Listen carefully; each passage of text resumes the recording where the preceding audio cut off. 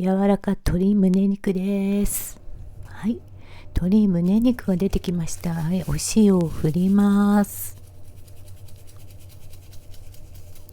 なんか鶏肉はお塩を振っておくと柔らかくなるなんて聞いたことあるんですけど、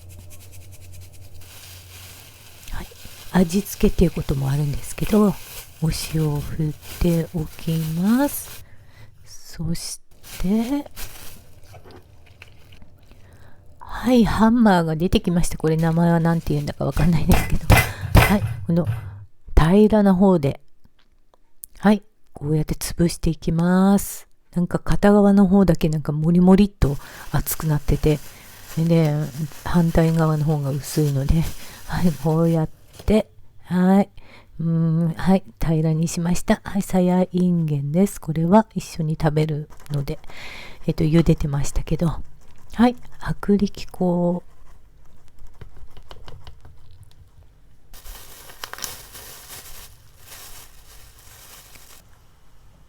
はい、塩コショウ、白胡椒ですね。白胡椒をかけてきます。これいっぱいかけてんですけど、これ大丈夫なんです。この白胡椒は。なんかメーカーによって、違ってたりするんですけど、全然辛くないです、これは。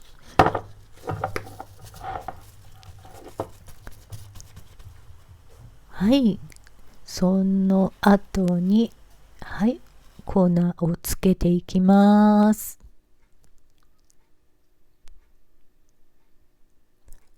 はい、さやいんげんが茹で上がりました。は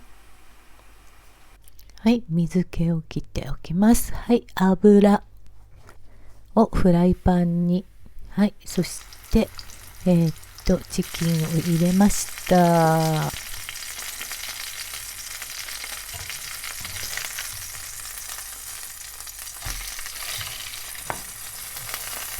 はい、焼けたようなので、片面焼けたので、ひっくり返します。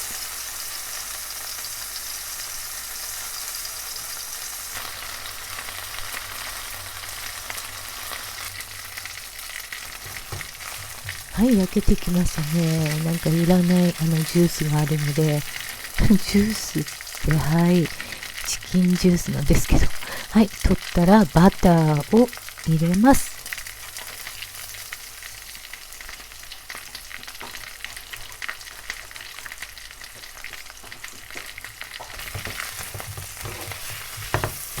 そしてバターを周りに、はい、くっつけるような感じでフライパンの上で動かしました。そしてさやいんげんも入れます。はい、このバターの味をくっつけていきます。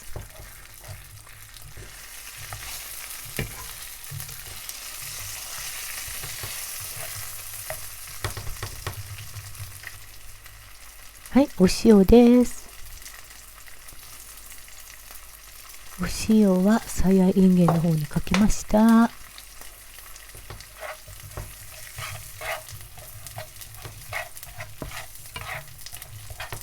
塩バターですね。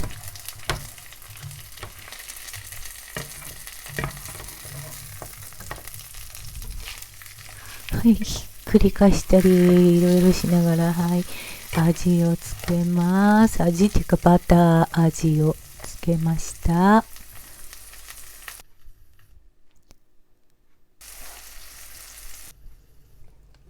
はい、できました。はい、盛り付けしてきます。はい、チキンはこれはなんか柔らかくて美味しかったです。すごく。なんだかわかんないんですけど、なんかすごい柔らかくなりました。これで。はい、ご覧ください。